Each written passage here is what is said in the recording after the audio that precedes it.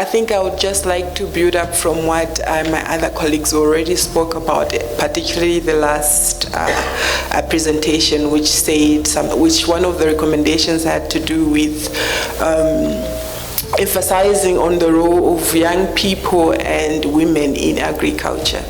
So much of my research has had to do with young people and issues of unemployment and also agriculture. And I just wanted to just share some little insights on some of the results of some of those researches that we did.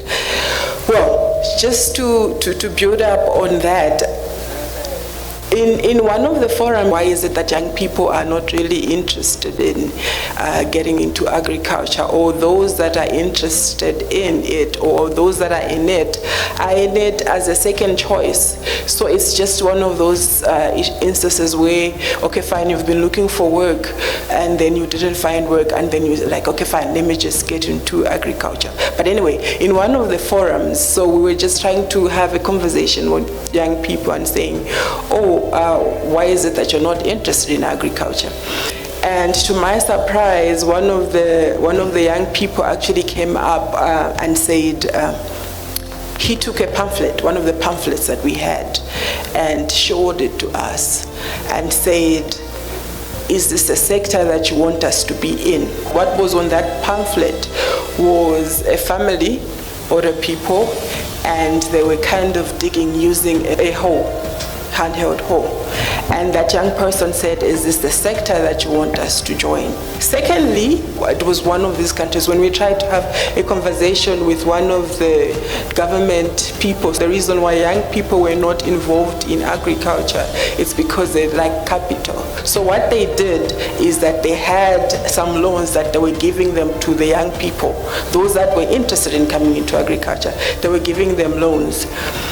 And then what would happen was that when they were trying to follow up on those young people that were given loans, just trying to go into the communities, and then they would ask, oh, where's so-and-so, let's say, where's Elizabeth? We gave them a loan so that they could join the sector. They would find out that those young people had left. So the first thing is that when you get that loan, the first thing that you're thinking about is not joining necessarily at the agriculture sector, is because you want to have a passport, move to another country that they find that they would find better work. They even said that there are instances a young girl wants to get married, and then they tell their parents and say, this is the kind of man that I want to marry. They ask, who is this? And they say, oh, he's a farmer. They're like, no, that's not the type of man that you're going to marry.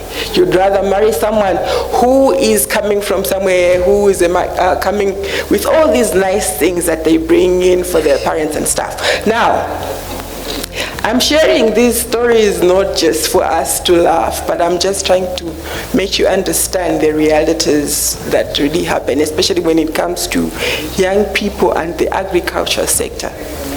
The agriculture sector, most of the times, is seen to be non-profitable.